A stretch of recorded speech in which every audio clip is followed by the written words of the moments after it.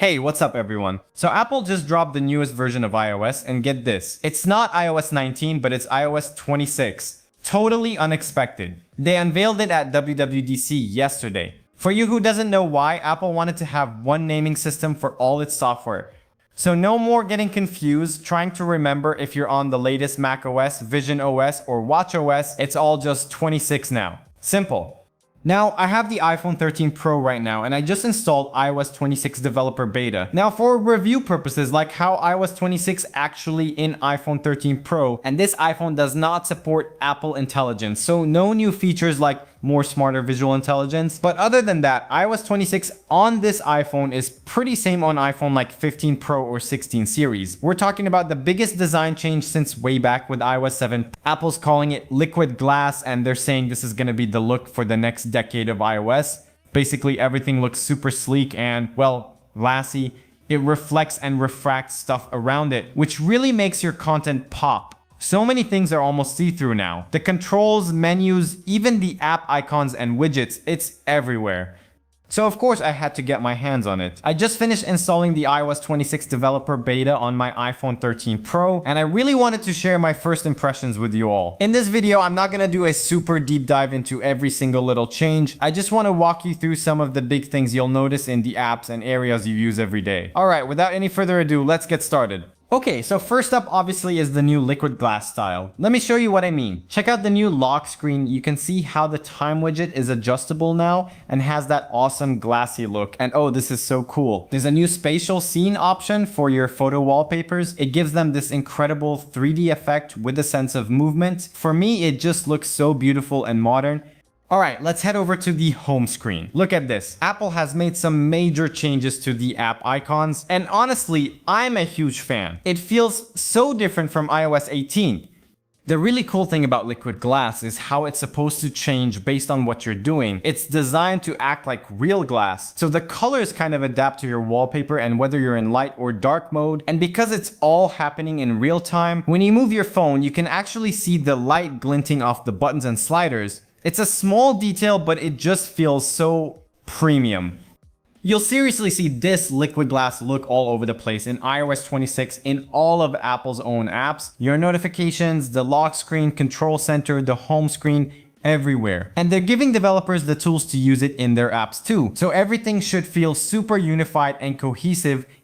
And that dynamic glass background on the folders just looks so sleek. Now, when you go to edit the home screen, there's a new customization option here. Apple added a clear option, which, okay, I gotta be honest, it's not great right now. It makes the icons and text really hard to see, it's just not very readable. I'm pretty sure Apple will tweak this and fix it in a future update. I've noticed the same thing in the control center when you swipe down. It's glassy, but it feels a little unfinished, you know what I mean? I'm hoping Apple cleans this up soon. But what I really love is the updated tinted mode. It's so much more glassy and dynamic now, and you can adjust the color. I think this looks fantastic.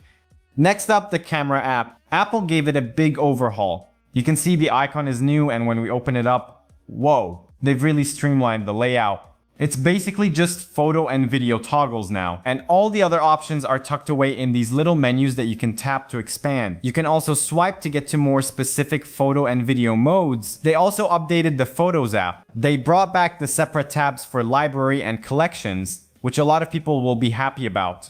And get this, you can activate spatial scene on any of your images to give them that cool 3D look. Then there's Safari. It has a completely new look. By default, it's got the new rounded liquid glass buttons, and they've gotten rid of the settings at the bottom. But if you're like me and you like having all your options right there, you can bring back a floating tab bar. Apple Music, News, and Podcasts also have a new tab bar that kind of floats above your content and shrinks as you scroll, which is nice because it gives you more screen space. Let's pop over to the settings. This has a new layout and design too. As you can see, the search bar is now at the bottom, which is interesting. And here's something really great feature for me that the iPhone 13 Pro doesn't have. In the battery settings, Apple has added a new feature called Adaptive Power. And this feature is only available for iPhones that support Apple Intelligence. So the 13 Pro definitely does not support it. This feature is designed to make these little performance tweaks to help improve your battery life. Apple says it might do things like lower the brightness a bit or let some background tasks take a little longer. It's also supposed to automatically turn on low power mode when you hit 20% depending on what you're doing. This seems to be that battery saving feature that was rumored before iOS 26 came out, and it's apparently going to be a big deal for the iPhone 17 Air models.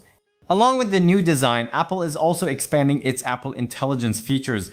In Messages, FaceTime, and the Phone app, there's now live translation, which will automatically translate your conversations with someone who speaks a different language. Also, visual intelligence is smarter too. But as I said earlier, this feature only works for iPhones that support Apple Intelligence only, like the iPhone 15 Pro and 16 lineup. Oh, and one more thing. Apple added a new Apple Games app. It's basically a one-stop shop for all your games. It gives you recommendations, has leaderboards, lets you compete with friends. It's a pretty cool addition. Alright, so that's a quick look at iOS 26 beta on my iPhone 13 Pro. Just so you know, iOS 26 is only out for developers right now, but there will be a public beta coming in July. The full public release will be in September alongside the new iPhones. Now, for compatibility, iOS 26 won't be available for the iPhone XR, iPhone XS, or iPhone XS Max, but it will run on all the other iPhones that support iOS 18, so that's the iPhone 11 all the way up to the upcoming iPhone 17. Just keep in mind that some of the more advanced features like Apple Intelligence might be limited to the newer iPhones with faster chips. For example, the Apple Intelligence features in iOS 18 only run on the iPhone 15 Pro, the iPhone 16 models, and of course the upcoming iPhone 17 lineup. Alright everyone, thanks so much for watching. If you're curious about iOS 26 and there's a specific feature you want me to check out, just drop a comment below and I'll try to cover it in my next video. Bye for now.